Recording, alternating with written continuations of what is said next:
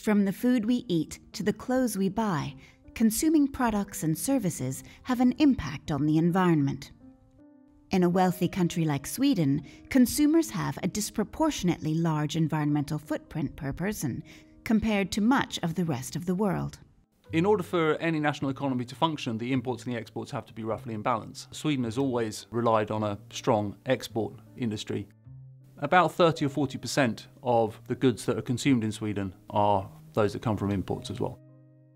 When we import a lot of products, they had to be produced in another country and then they create emissions in the other country. Depending on how that is made, it could be much more than if we do it ourselves. So that's why we had to have sort of rules or put up thinking of how to make this better. To deliver the promises under the generational goal and Agenda 2030, the Swedish Environmental Protection Agency commissioned a team of leading Swedish environmental researchers to create a model that could capture both the territorial and global impacts of Swedish consumption. Using the latest modeling and statistical techniques, the PRINCE model was created to explore the global environmental impacts and pressures caused by Swedish consumption. The aim of this model is to provide policymakers with sound data to enable decision-making for sustainable production and consumption. Sweden is one of relatively few countries that are producing data on consumption-based emissions and environmental impacts as official statistics. The key aim of the PRINCE project has been to be able to get an overview of the environmental impact that Swedish consumption has elsewhere in the world. So we're making sure that we're not only, when we're solving environmental problems, we're not exporting them to other places. PRINCE is investigating a lot of pressures, different pressures, such as greenhouse gas emissions, air pollutants, but also natural resources like water consumption, material use, and the impact of deforestation from different consumption groups. All this put together make a very comprehensive result that you could it's really useful when you want to compare different product groups. It helps us to know what impact we have on the planet, what impact Sweden have on the planet, and that's interesting. These data provide the most complete picture of Sweden's global consumption footprint yet available. Now, the project team has conducted gap analyses in 4 areas: fish, land use change, biodiversity, and chemicals, with the purpose of improving and expanding indicators used to estimate the environmental impacts linked to Swedish consumption. Capture fisheries have significant economic, cultural, and environmental importance. Yet relatively limited attention has been given to understanding their consumption-linked pressures. We know quite a lot now about the risks, environmental risks associated with consumption and trade on terrestrial environments, but not so much about the marine environment. And obviously fisheries are a key component of the marine environment. The classic example there is something like trawling of the seabed, which can be very damaging from the perspective of habitat destruction in marine environments, compared to something like longline fishing, which may be associated with things like bird catchers. Now, these fishing methods vary quite extensively depending on where the location of the fishery is, what the vessel types are being used, and these sorts of things. And additionally, what we've been doing as well is looking at a bit more at the aquaculture production systems. Aquaculture is growing in importance as its contribution to our fisheries protein, but again that has environmental impacts, particularly around things like the waste products that are associated with those systems.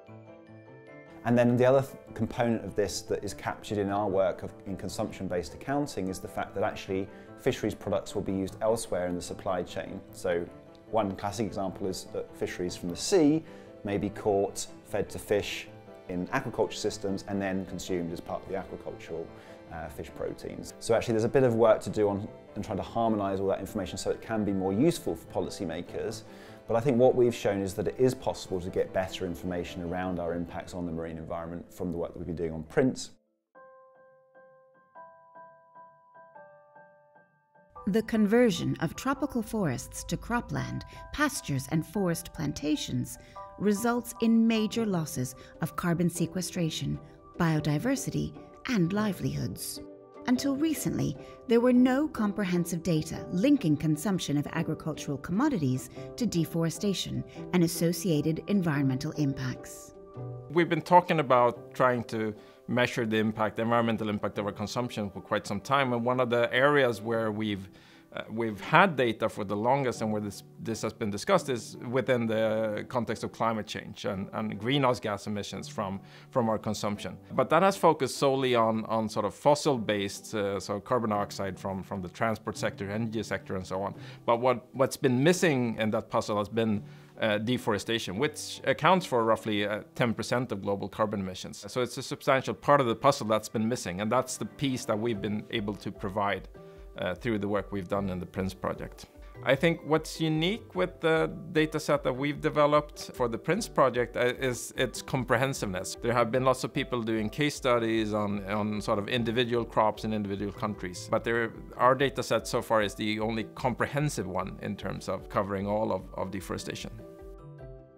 One of the key messages is, of course, that we can see that Swedish consumption has a substantial impact on tropical forests. So through our imports of primarily Brazilian beef and Indonesian palm oil, we are causing carbon emissions of about 3 million tons of carbon dioxide per year. And that's quite substantial. So when we're thinking about policy responses to this, yes, it's important to do things like the EU is considering now, thinking about regulations for our imports, but it's also important that we think about how we can support the producer countries like Brazil, Indonesia, and others to deal with this problem there.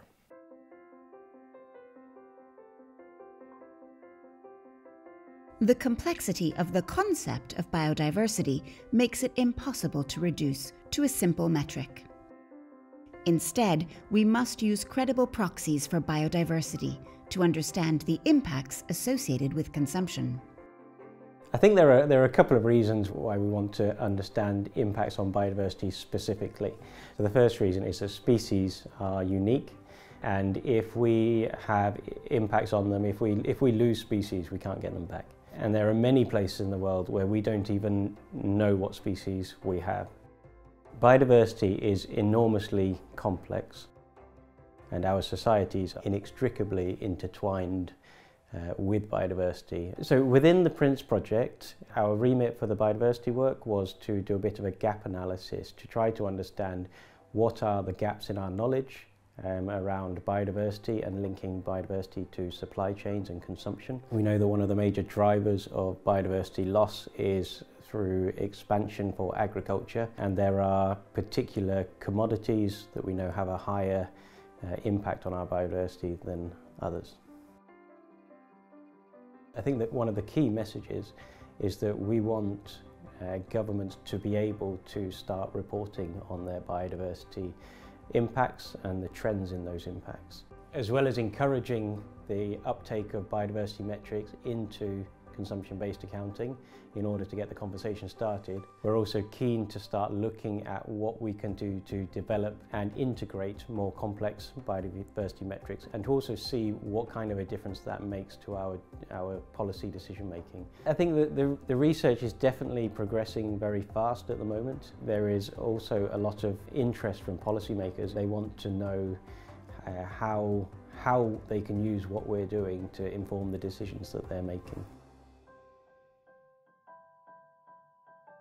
Chemicals are in the products we buy and consume, in industrial processes, in agricultural production.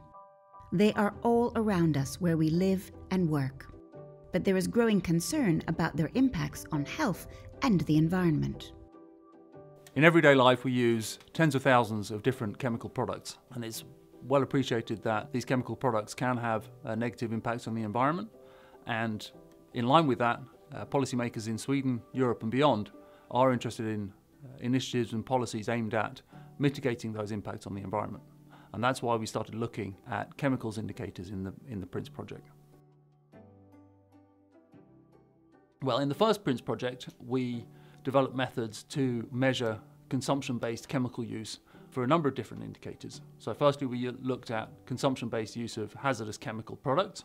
We also looked at consumption-based use of pesticides in Swedish consumption, and the consumption-based use of veterinary antibiotics. So that's the use of antibiotics to produce animal products, meat and dairy products that we then eat. And so when in the first PRINCE project, people looked at that for one single year, so developed data measuring one single year. And in the second PRINCE project, we've taken those methods and we've improved upon them so that we can look at a whole time series running for roughly a decade from 2008 to 2019. So both Sweden and the European Union do have goals and initiatives aimed at reducing the environmental impacts of the chemicals that are used in everyday life. And that's why the data that we produce in the second PRINCE project are interesting and relevant for policy. The PRINCE model reveals how the impacts of consumption are often far greater than production in Sweden. To avoid shifting the problem elsewhere, environmental indicators such as the ones in the PRINCE model must continue to be produced and monitored. Data is very important, and this is a way to put together a tremendous lot of data and work with environmental data and economic data and go through all the countries and see how this money works. And of course it could be developed further, so it's getting more exact. But as all progress, you have to start somewhere and then you could go and get it better and better. I mean, that's the point. You want to do something better. You want the politicians to see what's happening so they could understand what to do. The PRINCE model gives some insight into the complexity of global systems of production and consumption. Only by seeing and tackling these elements together and thinking about how producer-to-consumer systems can be fundamentally transformed can we expect to meet the needs and well-being of a population within environmental limits.